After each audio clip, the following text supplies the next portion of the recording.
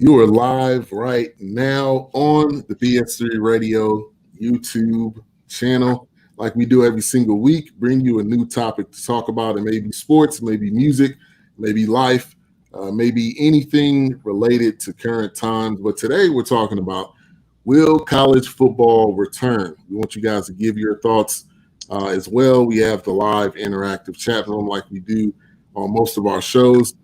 But I thought this was a great topic. Courtney Harden brought it up. He's been giving us some really good topics lately, so we appreciate that. Make sure you guys subscribe. Make sure to click that bell so they can be on top of all the great content we're putting out. But we got Courtney Harden.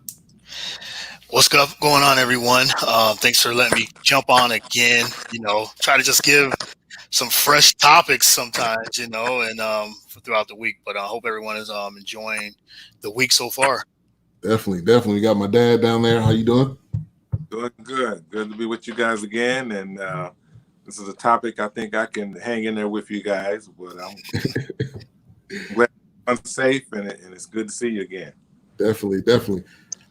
So we normally don't do this, but I got the North Carolina shirt on. If y'all can see the UNC. Courtney, what you rocking right now?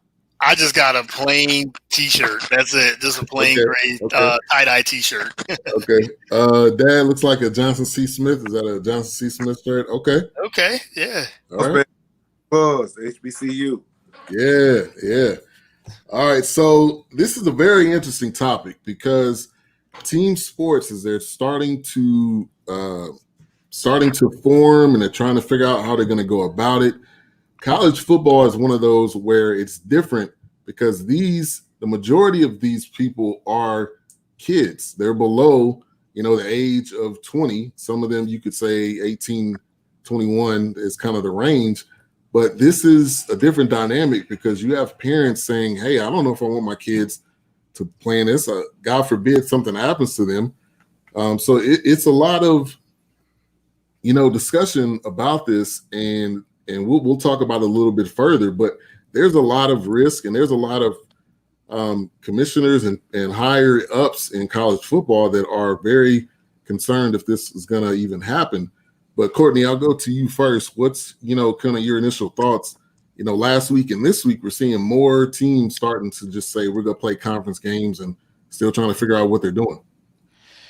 Yeah, this is a tough situation for college sports, just in general, because even with the schools right now, we don't even know if they're going to even have school in the fall. I think that's the main key to this. If students can't go to school, then we definitely can't have college sports. I think with the way school, if there's no plan for school with the health issues, health measures, and the safety measures, there's probably going to be no plan for college sports. So now we have the Ivy League that earlier last week, actually, they ended up canceling all fall sports. All that's, soccer, part of basketball, football, lacrosse. So there's a lot of different elements to this because of Ivy League, they started this. And before COVID, when COVID was hitting back in March, the Ivy League sports was canceling anyway. Ivy League basketball, they canceled their tournament. They were the first ones to cancel right before the NBA did, and then so that was the effect. So now the Ivy League has canceled all fall sports, all fall college sports, to moving forward. So the question remains: will they be able to do this in the winter or spring? I know there was been reading about a lot of talks about spring football, which should be better, but I'm I'm not as optimistic as I probably was like a month ago, but right now I'm very pessimistic about college football even starting, period. And I think with the way college sports, I think they will end up at least holding it. And we're not going to have college football, I don't think, this year. I think if they do, it's going to be not until middle winter, early spring. Yeah, I mean, with the Ivy League coming out, you got to think, will other leagues follow? Because they're still in college sports. Let me give a couple of shout outs. We got T-Rod, always a major supporter of what we do here, BS3 Radio. We also got Jordan Rosario of the Keeping It 100 podcast. Taryn brings up volleyball as well. I mean, when you think about all these sports that are during this time, they are highly affected. And I think other conferences are going to take the same direction and say, hey, it's not worth it for us. It's not worth it for our kids. It's not worth it, and it's just flat out not safe. So I think we're going to see more of this after, as we get closer and closer and closer. But Dad, I want to get your thoughts on it as well.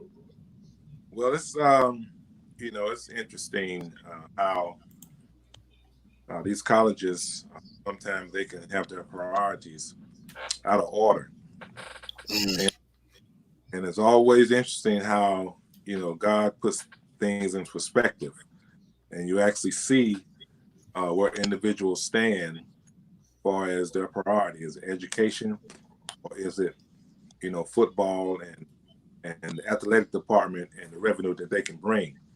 So the interesting thing is that you have the spikes in certain areas. It's like 70,000 positive coronavirus cases in the United States within the last day.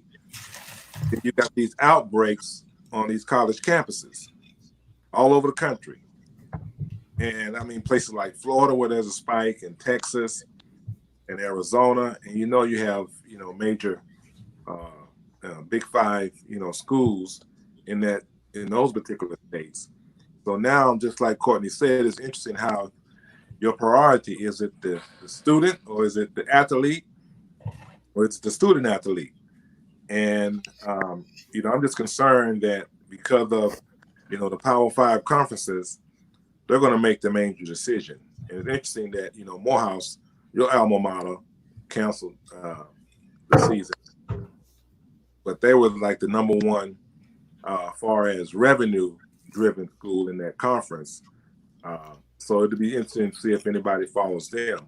But when you look at the Power 5, you still got three that's considered the status quo: SEC, Big 12, and ACC. And then, like you mentioned, as far as the delay, you got the Big 10 and the Pac-12. As far as a delay, so I'm thinking 6 games or just conference games. That's what they're considering. But the other thing that I noticed is that the spike on college campuses are because of fraternities and sororities. You got these frat houses that's been partying over the summer. Now, haven't social distancing, wearing any masks. They figure enough alcohol should kill anything, so they've just been basically drinking. But now you have these, and we'll get into that a little later. You have these, campuses where these particular individuals that are these frat parties are coming down with the coronavirus. So your school is not even, half full at this point. So a lot of these coaches is like, okay, how am I going to control between 100 and 130 18 to 22-year-olds and keep them under wraps? So I really don't think it's going to be able to complete. They'll probably divide it up, I would think, in 6 games and see what happens. But when you look at the spike in society and college campuses, you got young people confined in a certain area, and they're rebels. It's out of nature. They're rebels, and they want to be defiant. Don't want to follow protocol. So it's going to be tough. Yeah, it really is. And you really hit the nail on the head. If the NBA is having a problem with controlling grown men because they don't want to get the food that's delivered to them, right? Imagine an 18-year-old that doesn't like what's going on, and you can't confine them. That's the other part. You cannot confine these kids because they're on a college campus. It's not as if you can put them in a bubble. This isn't the NCAA tournament, so it's not like you can just put them in a bubble. They're probably have some aspects of class, have some aspects of tutoring. I mean, there's a lot of aspects to what they do, and it's not just that one day on Saturday that they play. They are truly a student athlete. So you got to go to class, which is probably going to be online. And Dad, you shared something today which said If you don't want, somebody made this comment, if you don't want people in a movie theater for 2 hours, how do you want them in school, for 8 hours? And I was, talking about kids in school, but it's the same thing when it comes to college. If you don't want them in a movie theater, then how would you be comfortable with them being in what they do with sports? And that, college basketball is a whole nother story. But I thought that was an interesting comment with the climate and time that we're in right now. Yeah, and basically you're looking at, like I mentioned before, these school kids, depending on what grade or what age you're talking about, and if you have protocol as far as social distancing and wearing a mask, realistically, you think a preschooler or even an elementary child is going to keep a mask? The mask is going to be on their chin, it's going to be on their forehead,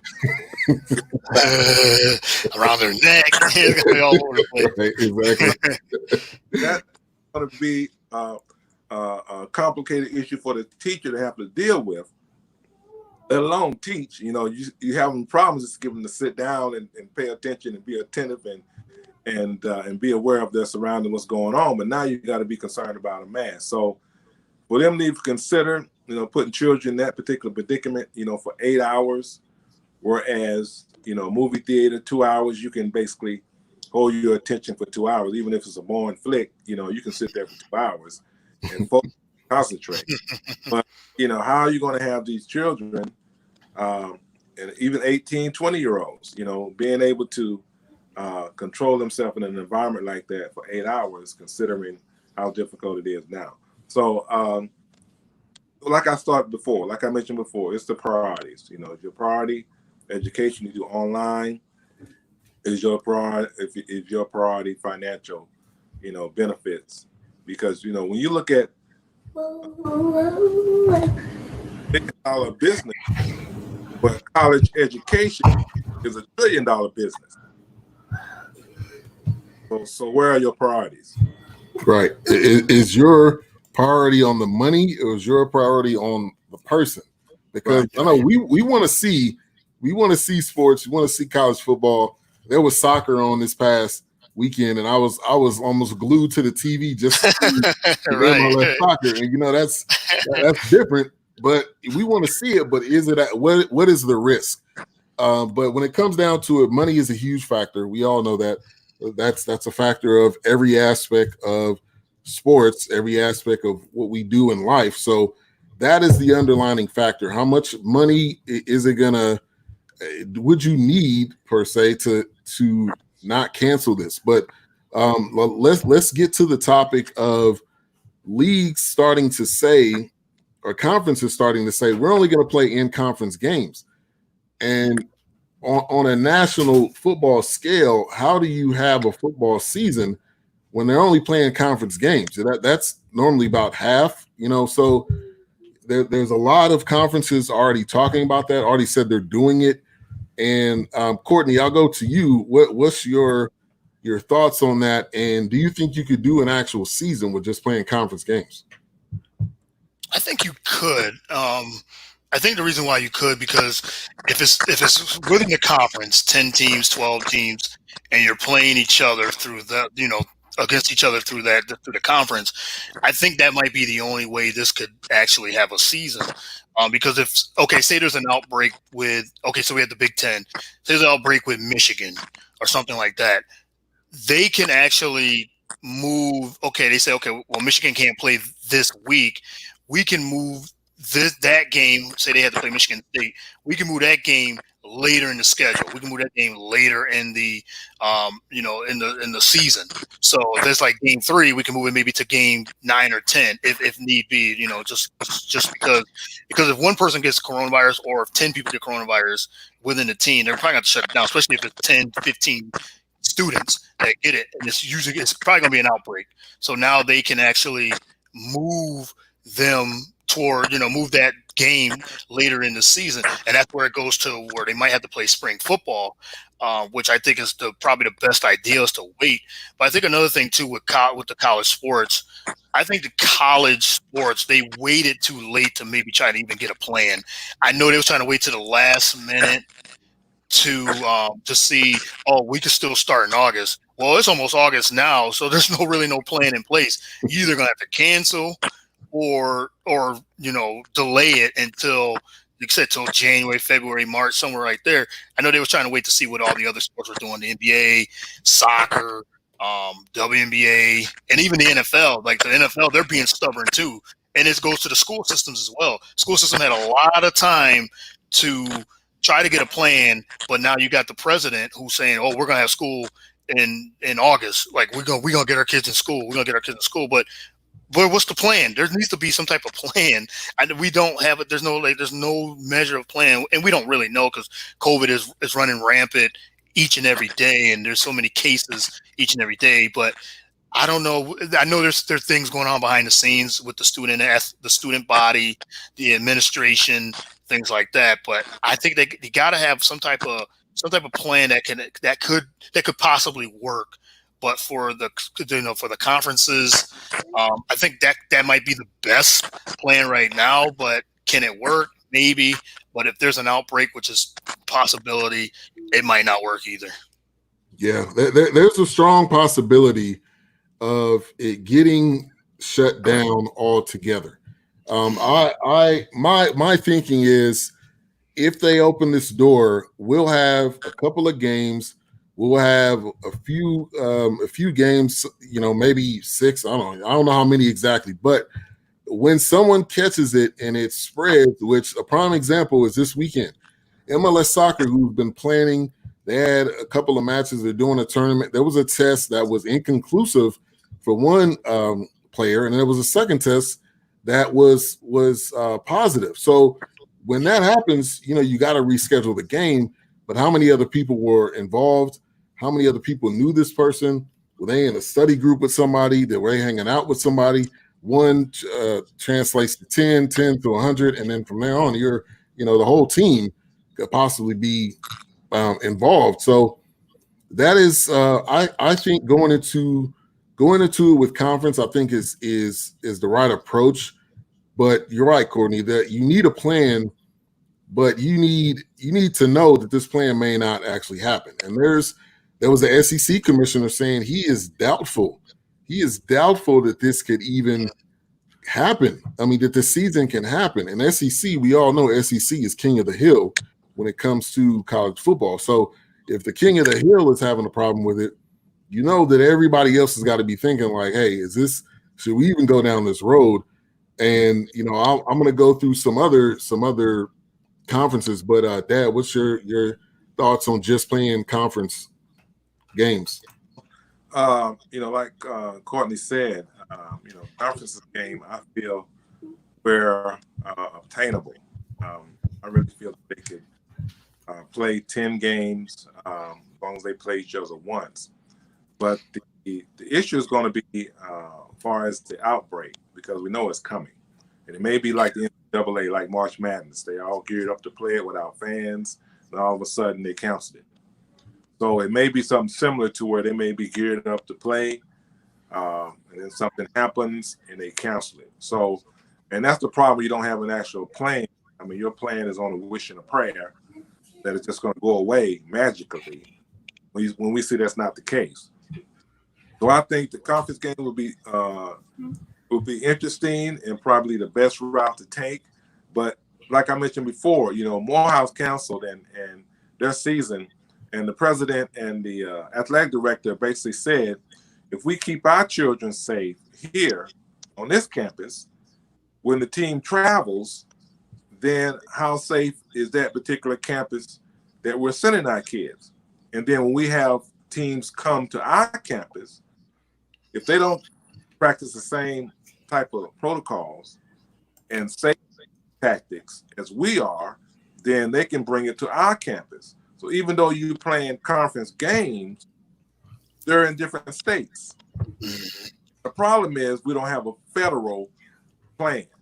Unfortunately, 45 had already distributed to each state instead of having a federal plan to where a mandate where we can regulate it on a national basis instead of a state-by-state basis.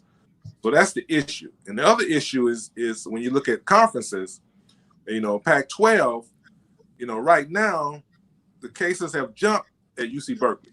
So you got major Pac-12 in California, and then major in Washington, University of Washington. And University of Washington also had additional cases. That's the same back to that frat house partying.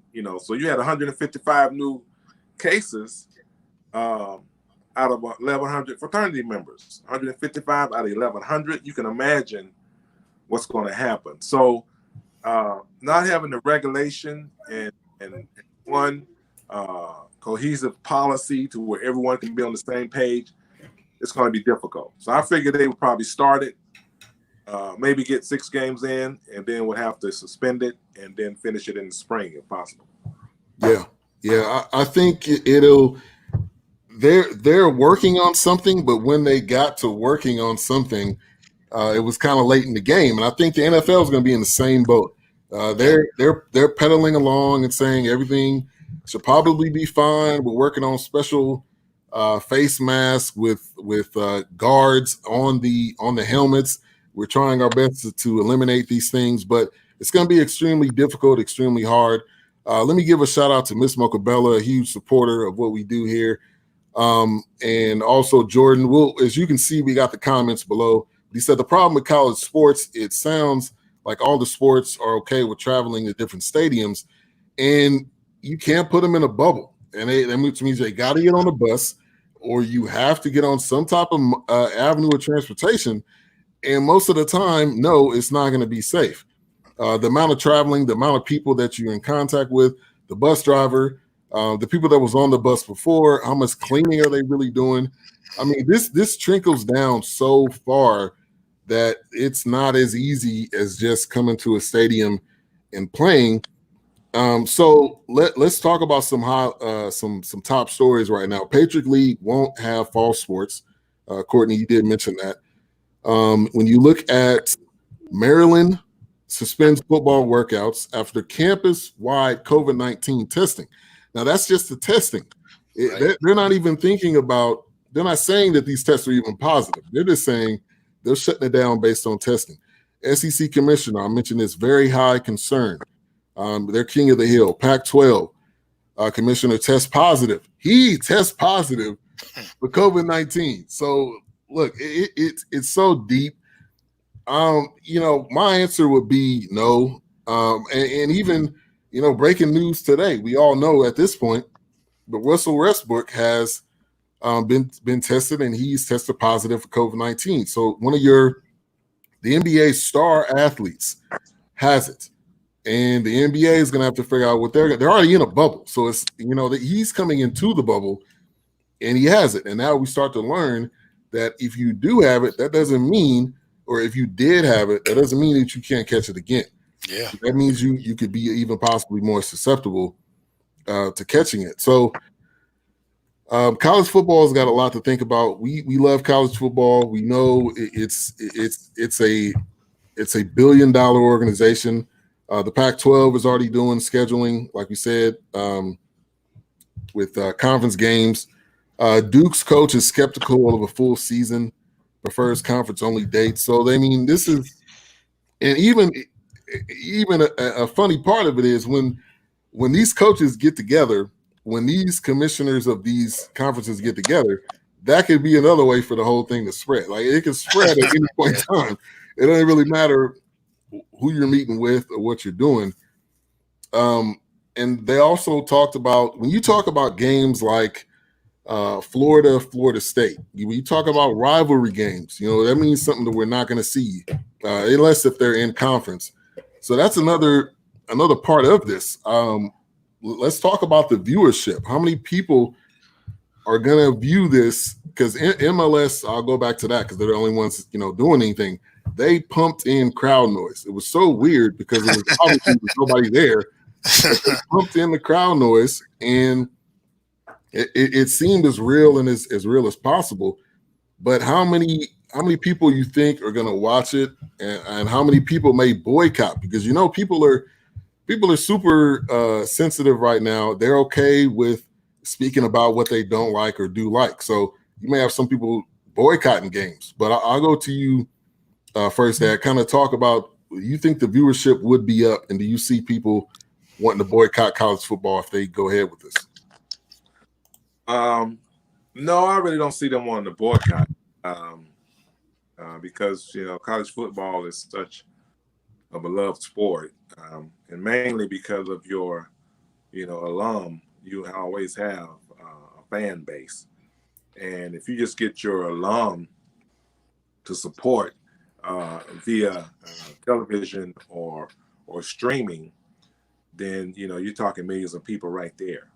So without fans, I think it's feasible. But like I said, I believe that people will still view in because they just love their alma mater. They love their school. You may be from a certain state and you love the school in your state. I think that would help out. And I mean, one of the Power Five, athletic directors and coaches said just like what you said. They don't think it's going to happen. They don't see how it could actually happen. But you also have to look at, you got like $60 million. That's just an average of lost revenue for the top 20 athletic departments. $60 million. We're talking about a budget cut of 7 to 5%. So one of the athletic directors laughed, like, "Are you kidding me? 5-7% budget cut? You're not even going to come close to what type of revenue that the football department or basketball combination athletic department brings in."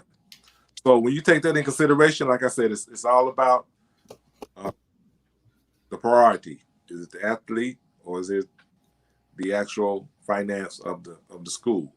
And I think a lot of questions are going to be answered, because the other thing is that, you look at these kids that are acceptable, the actual fatality rate is low. Just like Westbrook. Westbrook didn't know he had it until he went to Atlanta and got tested. Right. Okay, so he was systematic? Right, asymptomatic. Yep. Had it. So who did Westbrook come in contact with before he? Hopefully it wasn't his wife or somebody. Right. Everybody came in contact with to be in quarantine. So the thing about these kids, they may have it, and after you test them, they've made in contact with so many different people. So, and that's the thing about these young kids. I mean, the fatality rate is not as high as a senior citizen that has some pre-existing conditions. So that would be almost an excuse to where they can justify having it at least half of the season, to where they can basically say, well, the coaches may be subject to getting sick real bad. If everybody wear protection, everybody get tested, and you can't be in a bubble, but you got to be tested. If not that, now they're testing your temperature all the time. Regardless of where you go, you got to get your temperature tested, So with that in mind, I believe viewership will be okay. I don't think they'll lose, that much viewership, because mainly the people that's at the games are college students, majority of them anyway. You have some alum, you have some fans there, but the majority of them are college students. And if the school's going to be operating via, technology online, then they may be able to operate in that sense as a football program. Yeah, and that's a great point right there. And Mocha Bella, she's in the chat room. She says they have to protect the athletes as well as the fans. And T-Rod hit the nail on the head. The athletes are the number one priority, but sometime, unfortunately, the number one priority is that money. That's the number one priority. Is money talks, man. Always. Honestly, these kids or these businesses. Yeah, these kids are replaceable. That's what they're saying, and that's what they've said for years when it comes to them not getting paid. They get a stipend. I understand that. But when you think of their likeness and how much they're actually worth and what they bring to the school, that's a whole nother story. But Courtney, I'll go to you with the two questions. Yeah, I think the viewership will probably be fine, because it still goes to the point where we're still wanting live sports. So if they even have a remotely season, even if it's 5-6 games, we're going to be itching to watch it. We're still itching to watch live sports regardless, but I still think it goes back to protecting the students of everything. Do we have a plan? Is there enough testing? Is there enough testing for a whole season? That's another issue. There might not even be enough actual testing from different schools. Like some different cities and states don't have enough testing. So if somebody goes from, like I said, we bring Ohio State and they say Michigan, and they're playing Ohio State. Michigan might not have all the testing, but Ohio State does. So I guess they would test, but we don't know who's got what. If they don't have the testing, they're traveling to another state. So I think that's another issue. But for viewership wise, college football I think will be fine. I don't know. I know some people might not watch it just because maybe because of the protesting. That might be another thing. Will the students be? Will they kneel? That's another thing. So some people might be turned off by that, not just COVID, but they might be turned off by that. I know in the NFL, there's already fans saying they're not going to watch the NFL because of this. So college football could be hurting on that. But overall, I think that I think the viewership should still be fine, and it might actually beat what it did last season. I mean, we don't know if they can get a season in. People, like I said, people are want to watch sports. And this is a big if the NBA, like I said, Major League Soccer, WNBA, Major League Baseball, and NHL, they can get their seasons completed, and then college football and the NFL, the viewership should be either higher or at least at the same as it was last season. Yeah, and that's a great point right there. If these leagues are able to have this go off without a hitch. Now, obviously, tests could definitely happen and, people can catch it. But if they're able to do this without any major concerns, this could definitely be the blueprint for football when it does come around. But again, it just goes back to you can't have them in a bubble. You can't have NFL players. They can't play all the games on the same field. They can't stay in one building. Now, if that's something that the NFL is looking at, maybe. Now, the other part of this is, college football is very unique, just like, college sports in general, because when you have your opportunity, you got to take advantage of it right then. Like in basketball is main because you can be a one and done, but college football, you got to take advantage of all your opportunities. So if this season does not go through, there's going to be people, number one, in the transfer portal. Number two, they're going to be wanting to get more eligibility. Just came through on my phone just now. Deion Sanders' son just committed to Florida Atlantic. So what if his son doesn't even play? What if some of these top athletes don't play at all? Like that's another aspect. And then if the other thing too, what if some conferences cancel and some don't?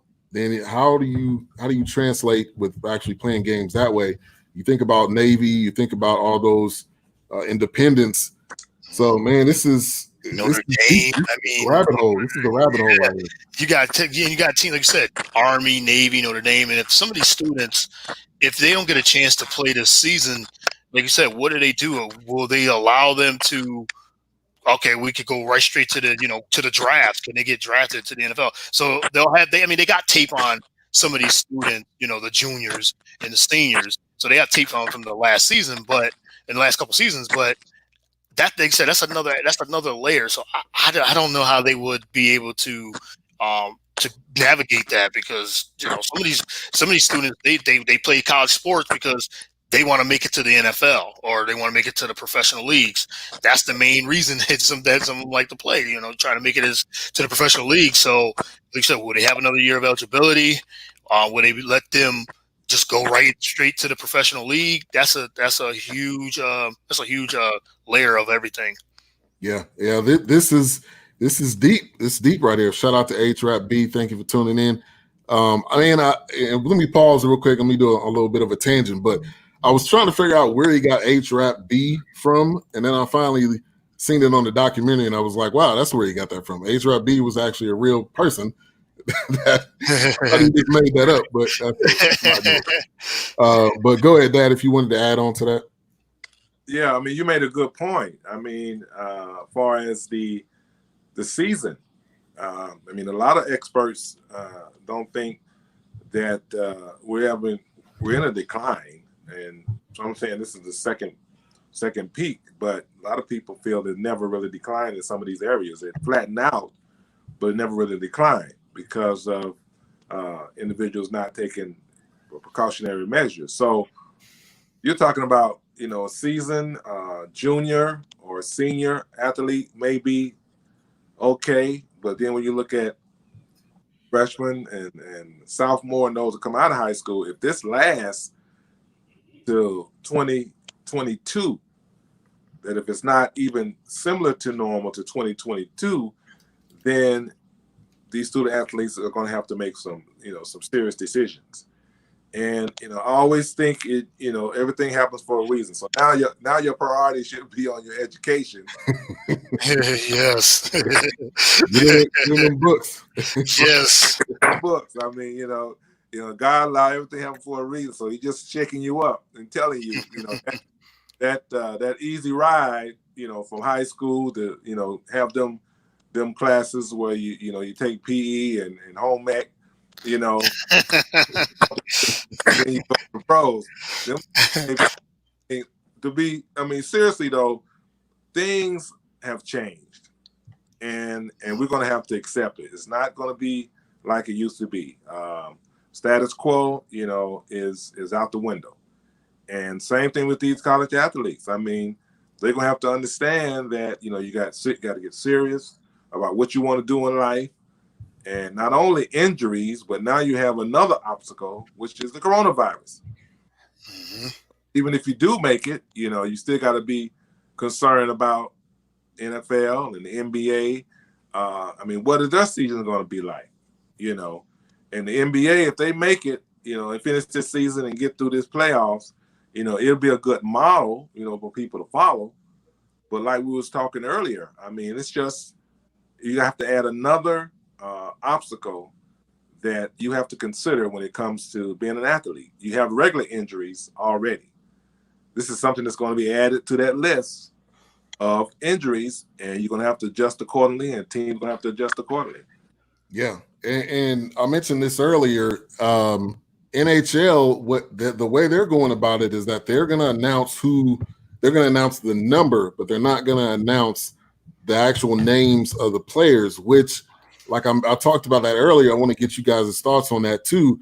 Is this a blueprint? Because obviously we want to know who it is. Obviously the opposing team wants to know, which I'm assuming they would probably say that stuff to the teams and straight it out to the NHL.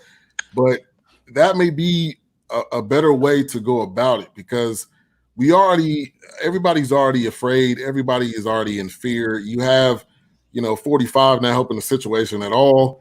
So it maybe that's something, the way that you go about it. But that's the way the NHL is anyway. If anybody's a fan of the NHL, that they when they say injuries, they say upper body injury or lower body injury. Yeah, they're very secretive, in what they do. But that could help the situation better without putting out names. Because then when you put out names, you got to think Russell Westbrook is probably getting hit up left and right now. The media and anybody trying to get a story, somebody trying to get an interview. So, like, if you want to protect the players, that may be a way to go about it. Courtney, I don't know if you heard about that, but do you think that's maybe a way that college? Probably so, because some of these guys are minors and not of age yet. Yeah, it's a good idea. I think it protects the students. It protects their name because, like you said, these are students between 18, 22, 23. So, yeah, if someone gets COVID, I think it's great that they protect the name of the student if they get it, student athlete. So, yeah, I think it's really, really a good idea. And then you said NHL, they do say that they'll say a lower body injury or upper body injury, because even you get somebody like Bill Belichick too. he used to put Tom Brady on injured list all the time. Like, and then Tom Brady was hardly ever injured. Like I said, oh, he's got an elbow issue or whatever. But he's protecting him because he's like, okay, we're gonna keep him on the injured list until the final minute that he can get on. So because he just wanted to, he did it strategically. But I think it would be good for college sports to do that, especially if someone does get COVID. If it's an outbreak too, if it's like 20 student athletes, then yeah, you protect their names, because if you tell them that someone like a big name, like say Trevor Lawrence, and then people will be like, oh my goodness, Trevor Lawrence, he got COVID or something like that. It doesn't really, and he probably doesn't want the public to know, what type, if he did get something like that, somebody big name like that. I think it's great that they can protect the student athletes if they get something like that. Then they can concentrate on getting healthy, taking the right measures to try to get back on the field if they want to. And I want to bring up another point too. It was a different point. It was about if what happens if some students don't want to play. We have some of the professionals that doesn't want to play, for whatever reason, if they don't want to go because of coronavirus, they don't want to go be, maybe another injury, or if they want to do some of the, the protesting and the, things like that, help the, the communities and things like that. So if students, will they be penalized if they don't want to play? I think that's their right. If they say, I don't want to go out there and risk anything because of COVID-19, we have the professionals that can do it. I think the students should have the same rights to do that too. Yeah, you brought up a great point, because this is their right. This is not a regular time when it's regular football. There is, the low end of the spectrum is you get the sniffles. The high end of the spectrum is you die. So I mean, like there's a lot in between there, and they should have the right to decide what they want to do. Do they lose a year of eligibility? That's a great question. Do they get penalized? Do they, are they are they blackballed? Are they put into a negative light by the coaches? I mean, this and college football and college sports is all opportunity. And if you miss out on your opportunity, it's always next man up. Whoever's up next, the backup quarterback, if somebody gets injured. So this could honestly work in a lot of different ways. But Dad, your response to, them keeping the players' names out of it and just kind of making it a little general. No, I agree. I agree with that. But I think there also needs to be some type of in-house tracking mechanism. They don't make it public, but the athletic director and those that are in contact with that student, they have to make sure that they're notifying certain individuals and also tracking the student. They can keep it private to the point to where they don't want the student information to get in the media, so the actual athlete or student is being ostracized or blackballed. But there need to be some mechanism to where they can track them and also make sure they're getting the proper care. And that comes back down to funding too. Like Courtney mentioned about the test, and hopefully we can get some type of vaccine before end of 2021, and that would definitely be helpful. But I think there needs to be some type of some safeguard for the student and also for his family. And when you're looking at monetarily, just like Morehouse, they said the student's not going to lose their scholarship or their eligibility. Far as being a student at that particular university. So they need to make sure the student is protected, athletes protected. Like you mentioned, they decide to opt out for whatever reason, family reasons, or spiritual beliefs, or concern about the uprising and the protests and rights. They should have that opportunity. Like I said, this is uncharted territory. These are times that we're a pandemic we haven't experienced before. So I think they have to gauge it and basically judge it in a totally different aspect than anything normal, because this is not normal. And I also think that not only the university should protect the students, but also they should have some protocol far as the city and the surrounding area as well, because these students, a lot of them don't stay on campus, so you got to be concerned. Right. True. They think about at Morehouse, man. A lot of us, a lot of students commuted. Some of them, in Atlanta, but they lived in College Park. They lived in Decatur. They traveled in. So again, this is a lot of aspects to this. Now, if the season goes, and how do you go about college football playoffs? That's way on down the line.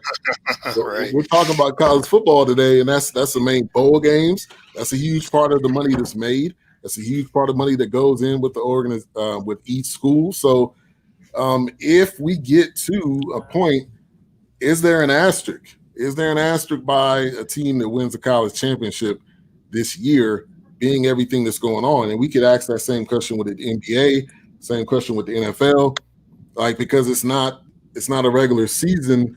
So how do you go about that? So I wanted to put that out on the table. Honestly, I think this will be the hardest possible time to win a championship. So they need a championship and a lanyard and a medallion. The amount of struggles they're going to go through is not like anything else. Some people are they may think that it's not as worthy, if they not it's not full-fledged. So Dad, I'll let you answer that one first. This is the prime opportunity to go to 18 playoff. Right.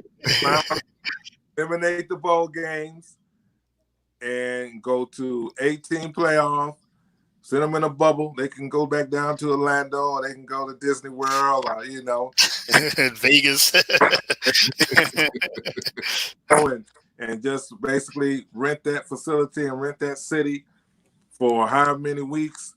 But this is a great opportunity for them to do that. I think that'll probably be the only way you can crown a champion, considering how many bowl games that are played, on a season. I'm not sure how many they are, but when you look at, now it used to be, New Year's Eve and New Year's Day bowl game, but they start Christmas and they go for like 2 weeks, and everybody's got a bowl now, Right. Yeah. Papa John everybody got a bowl. Everybody, Jimmy John, wings and more. Yeah. That's my recommendation on how to handle and crown a champion. Okay. All right, Courtney. Yeah, I don't think, like you said, I agree with you, Ben. I think that there shouldn't be no asterisk, because this will be the hardest season that you could try to win. And like I said, this season, like I say, if it starts in August, September, it can end the next September. If you really think about it, it could be a full year. And if these students, if they stop it for the first couple months, and then they stop it, comes back in January, February, stop it again. They could be, that's a possibility. So I think this will be the hardest season for any of these sports, because it's unprecedented. It's definitely, it's unknown, and you just don't know what could happen with this season. And I think if they do finish, yeah, they definitely need to get all the awards, all the attention that they get, because everybody can say, well, this was the 2021 championship of whatever team, and this team really battled everything to get this championship. So I don't think there should be an asterisk. That's what even with the NBA, Major League Baseball, that condensed season that they haven't even started yet. And if they can get crowned a champion too, same to them. There should be no asterisk, because this, like I said, they're going to be playing games back to back to back to back and trying to get 60 games in. And I agree that about the bowl, that would be tough. Maybe it should go to an 8-team bowl and just take the top 8. Don't worry about all the other bowl games. Don't worry about the cereal bowl game or the whatever bowl you want to say. Don't worry about any of that. Popeyes, I think they got a bowl, some crazy bowl. Just get your top 8 and play a playoff that way. And but I know it's all about the money. Like we said, it's all about the money with these bowl games. But yeah, this might be the one time that they might just just have 8 or maybe 12 or 16 teams, but 8 teams in the playoffs would be perfect for just this season. Yeah, and that goes back to that old saying, the Lord work in mysterious ways, and maybe this is possible. Yeah. Maybe this can get us that 18 bowl. I mean, because you have it. Bring them to Disneyland, just like you said. That bring them to Disneyland for a couple of weeks. They'll love it. Their parents will love it. They got kids. If they got little sisters or brothers, they'll love it. So now another part of this too is you can't have a coach on the hot seat. I don't think you can put a coach on the hot seat at the end of the season, because if you got to think of everything they got to go through, in a normal season. So that may mean Harbaugh may get away with some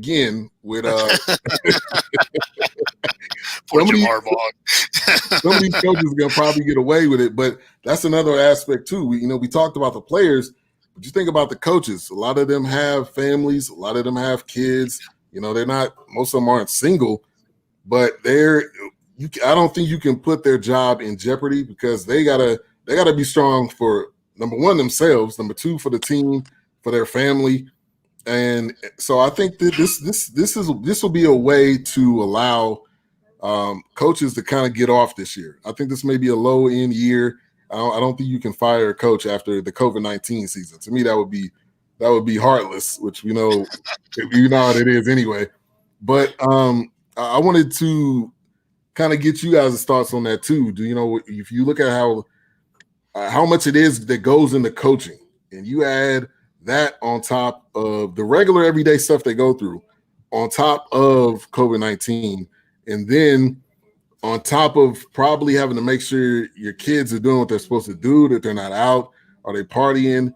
Did they take the test? Did they do the temperature? I mean, like, the pressure that's on them, I think, is going to be stronger than ever this year.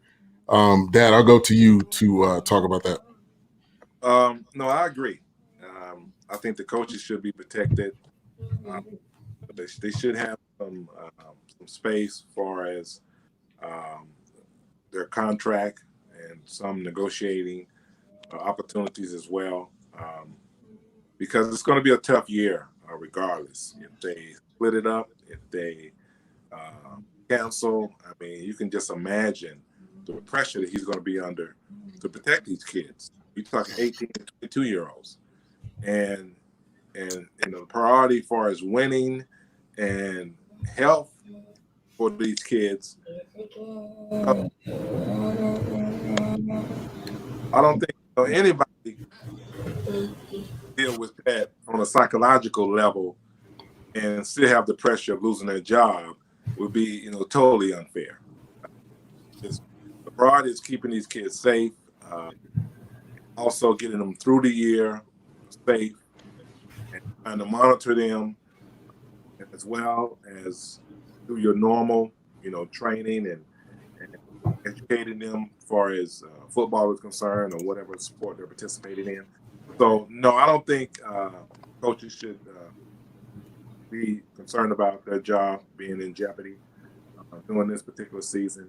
This is uncharted territory, and they're going to have to. Everybody's going to have to make a sacrifice and be considerate in this particular episode, because when you look at their families and the situation that they're dealing with, just on a personal level, they have a lot of pressure dealing with home, as well as trying to make sure these football players or student athletes are being treated fairly as well. So no, I agree. I don't think they should be concerned about their job or not this year.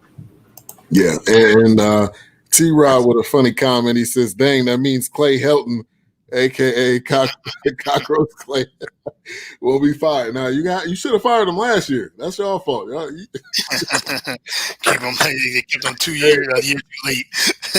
I'm trying to tell you this, but USC will never be the same again. I don't care. I'm sorry. Maybe in your kid's lifetime, but USC will never be the same again. Especially the way Pete Carroll left and the way all of that was handled. Yeah. But Courtney, I'll go to you.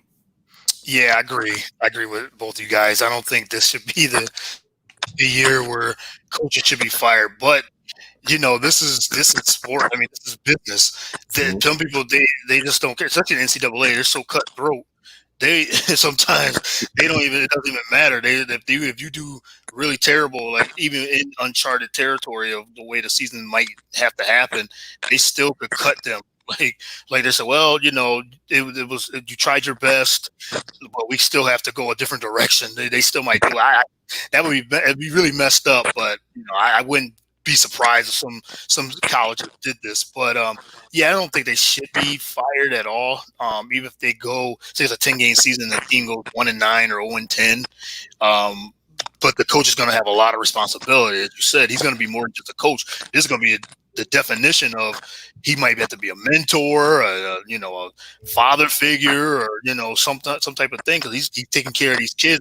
These kids are under his or her protection now. So, I think it's more just the coaching. It's going to be more mentorship too, and really protecting the students and the student athletes, so that they could. And then protecting themselves and their entire family too. So I think it would be really, really be messed up if they did fire them. But as we know, sometimes the way business is, no matter what's going on, even if it's a pandemic or some type of anything that's going on, some businesses, they just all about the money, and it's all about they can generate as much money as they can. If they need to fire a coach, they will do it. Yeah. I mean, we know this is a business, and if you flip it the other way, coaches leave, their teams all the time. Nick Saban, the guy from Tom Herman that went to Texas. So this is obviously they probably have something in their contract, or if they don't, maybe they try to renegotiate that at this point, which would be a perfect timing. But so let's end it here. And if you guys got anything else you want to add, you can go ahead and add that in. But the question of tonight's stream, and whenever you're listening to this, will college football return? I'm going to say no. Courtney, what? And if you want to add anything else also, but what's your answer? I think it will. I just don't think it's going to be right now. I think they're going to delay it as much as possible. I think they'll just delay it. I think it'll start in the spring, and I think we will have a spring season. But right now, no, I think it's just going to be delayed. All right, Dad, we'll go to you. I agree. I think it'll be delayed. I don't think it'll be canceled. It'll be suspended. Depending on the virus. If they can flatten it out in the major states, and I think they would be more encouraged to come back and play conference games only and try to finish it, like Courtney's saying, in the spring. Yeah, I think no, because you look at the pulse of how all the commissioners are thinking right now, and you got to think it's not getting any better, and so to do it in spring, and then you have another season coming in kind of shortly after, because normally that's spring ball. So either way, I think they're going to lose a season if they reschedule it or not. But this is a very interesting topic for tonight's stream, and I think the conversation is far but over. I haven't heard from the Big Ten. I don't think. I don't know if we've heard from the Big 12. So there's still. I think the Big Ten. I think the Big Ten did say conference games. I think that's what they said. Okay. I tell you this. One other thing. If one of those Power 5 schools, as you said, conferences. If they say, okay, we're shutting it down, we're not going to do this until, like you said, January, February, I think everybody else will follow suit. If the SEC says we're not playing until January, I think everybody else follows suit after that. Yeah, if your two main conferences, SEC and the ACC, says it's not worth it, then yeah, I don't want to see Pac-12 and Big Ten that much. So there you go right there. T-Rod says if college football returns in the fall, it'll be watered down. If it returns in the spring, the multi-sport athletes will be in a tough predicament. That's, great perspective right there. I didn't think about that at all. Big Ten is going to have conference games only. Thank you, Mocha Bella, for tuning in. So at the end of each show. We just kind of go around the horn what we have coming up this upcoming week. Did a show today. Don't really have anything planned with any shows from this week, but really looking forward to what we have coming up with BS3 Radio. We have a potential new show coming on. I'll announce that when that is final. And just excited with what we're doing, man. We're really taking step by step and doing big things. But Courtney, what do you have coming up this week? Yeah, this week, gonna have a couple guests just to try to lock them down for Saturday. Last week we talked about UFC 251. Fight Island had a lot of great guests on there. Mary McHugh, Damian Adams, and Erica Fernandez from BS3 Radio, which she said her show is coming soon. So be on the lookout for that. But yeah, show on Saturday. Once again, noon. Check it out. BS3Radio.com or Springer.com as well. Definitely. And UFC Fight Island, before I go to you, that was worked out great. Dana White is king of the commissioners. He's better than Adam Silver. And I love Adam Silver because he gives his athletes and the teams to be able to do what they love and what their passion is. But Dana White, man, puts it out there. If you're not watching UFC and you're listening or watching this right now, you need to watch the next event. Go on Twitter and just kind of search around. I guarantee you'll probably be able to watch it for the free. So free, yes. Dad, what do you have coming up this week? Yeah, nothing. Coming up that's I can promote. I'll just be checking you guys out and checking out your podcast. But I'm interested in looking at the TBT, championship. Mm-hmm. Okay. And that's Joe Johnson got beat last night. So and I think the alum with the Golden Bears alum are in the final. So checking it out just to get some basketball in. That's what I think about doing right now. Yeah, I hadn't watched the TBT. I probably will with these finals. But it is basketball, so that can give us a basketball. It was competitive too. It was like, Joe Johnson, he's still ball. Still ball, man. ISO Joe is a legend, man. He can ball. Yeah. And the big three got shut down too. Well, that's a whole other topic. But we might have played in that again this year. Right. Yeah. But thank you everybody for tuning in. Make sure to subscribe. Make sure to click that bell. Check out all the other videos. Man, the HBCU video has been getting some more views, so it's getting more traction. HBCUs are on the rise, and we're going to see more and more athletes going there. But check out all the other videos. Be on the lookout for Courtney Harden's show coming up Saturday. Had a great show this past Saturday.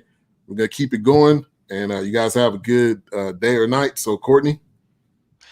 Yeah, thanks. The conversations are always great with you guys, man. I just feel blessed to know you guys and just to have these great conversations. It's been good. I love this. I love this platform. So you guys have a good night. Definitely, Dad. Have a good night as well. Thank you for having me. I always enjoy talking with you guys. You guys have a blessed night as well. All right. Have a good night. Whenever you're watching this, peace. God bless. God is love.